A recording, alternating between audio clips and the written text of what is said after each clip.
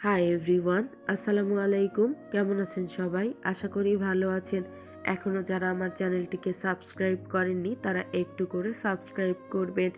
এখন চলুন বেশি কথা না বাড়িয়ে গল্পে ফেরা যাক।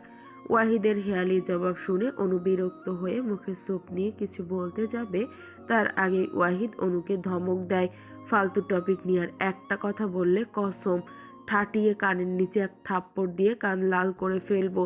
ধমক খেয়েও অনু থামে না, মুখ ফসকে বলে ফেলে, মেঘ আপুকে কি আপনি এখনো ভালোবাসেন? ওয়াহিদের হাত থেমে যায়, রাগে সুপের বাটি ফ্লোরে ছুঁড়ে মারে, রক্তিম চোখে অনুর দিকে তাকায়। এবার অনু ভয়ে চমকে উঠল, কাঁপতে কাঁপতে মুখে হাত গুজে নেয়, ছলছল চোখে ওয়াহিদের দিকে তাকায়। ওয়াহিদ অনুকে বিছানার সাথে চেপে ধরে তেজি কণ্ঠে বলে ওঠে, এবার বলো কি বলছিলে? অনু থতমত খেয়ে বলে ওঠে, কই কিছু না তো, ছাড়ুন আমায়, ঘুমোবো আমি। তো ঘুমাও, উপর থেকে সরুন আপনি, দম বন্ধ হয়ে আসছে আমার। ওয়াহিদ অনুর গাল টেনে চুমু খেয়ে ছেড়ে দেয়, অন্য পাশে ঘুরে শুয়ে পড়ল। অনু গালে হাত দিয়ে অবাক হয়ে তার দিকে তাকিয়ে আছে। সকালে ওয়াহিদ আর এখনকার ওয়াহিদের মধ্যে আকাশ পাতাল পার্থক্য। অনু ভেবেছিল মেঘের জন্য তার সাথে খারাপ ব্যবহার করছে, কিন্তু আজ ওয়াহিদের যত্ন সব ভুল ধারণা মিটে গেল। অনুর মনে হতে শুরু করে ওয়াহিদ তাকে একটু হলেও চায়, ওয়াহিদের মনে তার জন্য একটু হলেও জায়গা খালি আছে। সকালের নাস্তা শেষ করে ড্রয়িং রুমের সোফায় বসে ফোনের স্ক্রল করছিল ওয়াহিদ। এমন সময় একজন বয়স্ক গার্ড রুমের ভেতরে প্রবেশ করলো। ওয়াহিদ তাকে দেখে কপাল কুঁচকে জিজ্ঞেস করলো, কি হয়েছে চাচা? আপনি তো কখনো কোনো কারণ ছাড়া ভেতরে আসেন না। রহমান সাহেব মাথা নিচু করে বলল, স্যার বাইরে একটা মাইয়া আইছে, মেলাক্ষণ থেইকা আপনার জন্য গেটের বাইরে অপেক্ষা করতাছে। আপনার অনুমতি ছাড়া বাইতে কারো আসা নিষেধ জন্য আমরা তাকে ভেতরে আসতে দেইনি।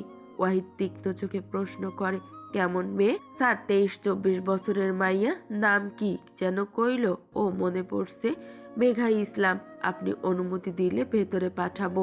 মুহূর্তেই মেজাজ বিগড়ে গেল ওয়াহিদের, রাগে অস্থির হয়ে শরীর ঘামতে শুরু করলো তার। এই অস্থিরতা তার ভেতরে কেন হচ্ছে সেটা ওয়াহিদ বুঝতে পারছে না। মেঘ তার জীবনে প্রথম ভালোবাসা বলেই কি এমন অনুভূতি হচ্ছে? প্রায় 5 বছরের সম্পর্ক কি এত সহজে ভোলা সম্ভব? ওয়াহিদ তো মেঘকে পাগলের মতো ভালোবেসেছে। কোথায় এমন ওয়াহিদের ভালোবাসায় কমতি ছিল যার জন্য মেঘ তাকে রেখে পালাতে বাধ্য হলো? আর 5টা মানুষের মতো তাদের ভালোবাসাও তো পূর্ণতা পেতে যাচ্ছিল, কিন্তু মাঝখান থেকে মেঘ সব ধ্বংস করে ফেললো। চোখ বুজে নিঃশ্বাস ছাড়ল ওয়াহিদ, রক্তিম চোখে বিমর্ষ গলায় বলল, পাঠিয়ে দেন। রহমান সাহেব চলে যেতে কিছুক্ষণের ভেতরে মেঘ রুমে এসে প্রবেশ করলো। ওয়াহিদ পায়ের ওপর পা তুলে তীক্ষ্ণ চোখে মেঘকে পরখ করে নিল। মেঘের চেহারার লাবণ্যতা কমে গেছে, শরীর শুকিয়ে রোগা হয়ে গেছে, উজ্জ্বল মুখশ্রী শ্যামবর্ণ ধারণ করেছে। মেঘ ওয়াহিদের পাশে সোফায় গিয়ে বসে পড়ে, তার চোখ দুটো ছলছল করছে। ওয়াহিদ কি তার চোখের ভাষা বুঝতে পারছে না? মেঘ নিজেকে সামলিয়ে বলে ওঠে, আপনি এমন বদলে গেলেন কেন? আমায় এভাবে ইগনোর করছেন কেন?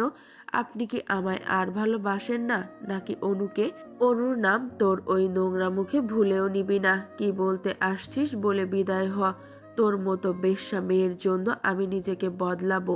ইয়াকথু, ভাবলি কিভাবে? ওয়াহিদ এক দলা থুতু মেঝেতে ফেলে বলে উঠল, ছি, নিজের দেহকে কি সস্তা বানিয়ে ফেলেছিস? এক লাঙ্গের কাছে গিয়ে সুখ মেলেনির জন্য আর এক লাঙ্গের কাছে এসেছিস কেন? রাহাত তোকে খেয়ে দিয়ে ছেড়ে দিয়েছে বুঝি? জ্বালা মিটছে না তোর? এই গরম শরীরে নাকি রাহাত অকেজো হয়ে পড়েছে, তোকে সুখ দিতে সে ব্যর্থ হয়েছে? শুনলাম তোরা নাকি সুইজারল্যান্ডে গেছোস বিয়ের আগেই হানিমুন করতে। তা তোদের হানিমুন কি শেষ হলো? রাহাত কি তোর ডগমগ করে ফুটতে থাকা জ্বালা মেটাতে সক্ষম হয়েছে? মেঘ ঘৃণায় আর বসে থাকতে পারল না, ওয়াহিদের দুপা জড়িয়ে ধরে কান্নায় ভেঙে পড়ল। রাহাত আমাকে ঠকিয়েছে ওয়াহিদ, সে আমায় ভালোবাসে না, সে আমার শরীরকে ভালোবেসেছে। রাহাত আমাকে বিয়ে করার প্রতিশ্রুতি দিয়ে নিয়ে গিয়ে জোর করে রেপ করেছে দিনের পর দিন, এবং আমাকে বিদেশিদের কাছে পাচার করে দেওয়ার চেষ্টা করেছে। অনেক কষ্টে সেই নরক যন্ত্রণা থেকে পালিয়ে এসেছি। আমি ভুল করেছি ওয়াহিদ, আমি তোমার ভালোবাসা বুঝতে পারিনি। আমি রাহাতকে না তোমায় ভালোবাসি। প্লিজ একটা সুযোগ দাও আমায়, আমার ভুলগুলো ক্ষমা করে দাও। চোখ দুটো শক্ত হয়ে এসেছে ওয়াহিদের। রাগে চোখ দুটো লাল আভা ধারণ করেছে।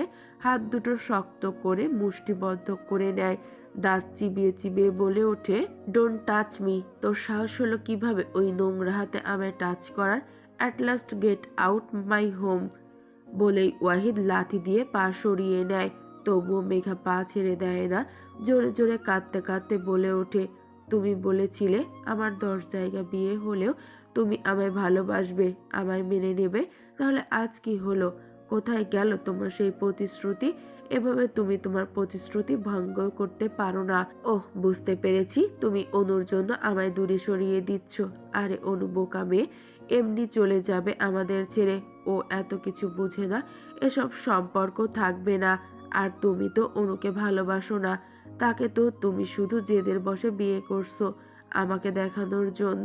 ওয়াহিদের ধৈর্যের বাঁধ ভেঙে যায়। রাগে মেঘাকে লাথি মেরে দূরে সরিয়ে দেয়। মেঘার চল শক্ত করে চেপে ধরে দাঁড় করায়। মুখের পরপর কয়েকটা থাপ্পড় বসিয়ে দেয়। মেঘ মাটিতে লুটিয়ে পড়ে। মুখ কেটে রক্ত পড়তে থাকে। ওয়াহিদ ফোন বের করে একজন গার্ডকে কল করে বলে ওঠে, এই ডাস্টবিনটাকে বাইরে ছুঁড়ে ফেলে দিয়ে আই কুইক। এমন সময় সিঁড়ির পাশে চোখ পড়ল ওয়াহিদের। অশ্রুসিক্ত নয়নে মেঘার দিকে চেয়ে আছে অনু। মেঘের বলা শেষের কথাগুলো শুনে নিয়েছে সে, যাকে সে নিজের বোনের মতো বিশ্বাস করত। আজ তার মুখে এমন কথা শুনে মেঘের ভেতরটা দুমড়ে মুচড়ে যাচ্ছে। গলায় আটকে থাকা কান্না এক ঢোকে গিলে উপরের দিকে দৌড়ে চলে যায়। ঘরের মেঝেতে বসে বুক ফেটে কান্না করছে অনু। সে এতদিন ভুল সম্পর্কে ছিল। সে ভুল ভেবেছিল ওয়াহিদের মনে তার জন্য একটু হলেও জায়গা আছে, কিন্তু ওয়াহিদের মনের কোঠায় আজও শুধু মেঘেরই নাম রয়েছে। ওয়াহিদ মেঘকে আজও ভালোবাসে, যা অনু মেনে নিতে পারছে না। ওয়াহিদ শুধুমাত্র তাকে জেদের বশে বিয়ে করেছে। এই সম্পর্কের কোনো নাম নেই। না ওয়াহিদ অনুকে ভালোবাসে, আর না স্ত্রী হিসাবে মেনে নিতে পারছে। অনু যেন তাদের হাতের খেলনা পুতুল মাত্র, যাকে যেভাবে খুশি সেভাবে সবাই ইউজ করছে। আর মেঘ তো খুব বাজেভাবে অনুকে ফাঁসিয়েছে, যা মেনে নিতে ভীষণ কষ্ট হচ্ছে অনুর। সে কিছু না করে ওয়াহিদের চোখে অপরাধী। বিনা অপরাধে তাকে দিনের পর দিন শাস্তি পেতে হচ্ছে। অনুর ছোট্ট মস্তিষ্ক এসব আর নিতে পারছে না। কান্নায় ভেঙে পড়ল সে। জোরে দরজা খোলার বিকট শব্দে ঘরটা কেঁপে উঠল। সাথে অনুও চমকে উঠল। তড়িঘড়ি করে বসা থেকে উঠে দাঁড়ালো। হাতের উল্টো পিঠ দিয়ে চোখের পানি মুছে পেছনে ফিরে তাকালো। ওয়াহিদকে একদম তার নিকটে থাকতে দেখে কিছুটা ভড়কে গেল অনু। পিট পিট করে চোখ তুলে ওয়াহিদের মুখের দিকে তাকালো। ওয়াহিদ তীক্ষ্ণ চোখে অনুর দিকে তাকিয়ে আছে। অনুর কান্না থেমে গেছে, চোখের পাপড়ি ভেজা, অথচ পানি গড়াচ্ছে না। পাতলা ঠোঁট অনবরত কাঁপছে। অনু ছলছল নয়নে ওয়াহিদের দিক থেকে ঘৃণায় আর অভিমানে চোখ সরিয়ে নেয়। অন্য পাশে ঘুরে দাঁড়ায়। মুহূর্তে ওয়াহিদের চোখ রক্তিম বর্ণ ধারণ করে। ক্ষিপ্ত হয়ে অনুর বাহু ধরে এক টান মেরে নিজের সাথে মিশিয়ে নেয়। কিছু বুঝে ওঠার আগেই অনু হুমড়ি খেয়ে পড়ে ওয়াহিদের বুকের ওপর। অনুর মাথার সমস্ত চুল লেপ্টে যায় ওয়াহিদের বুকে।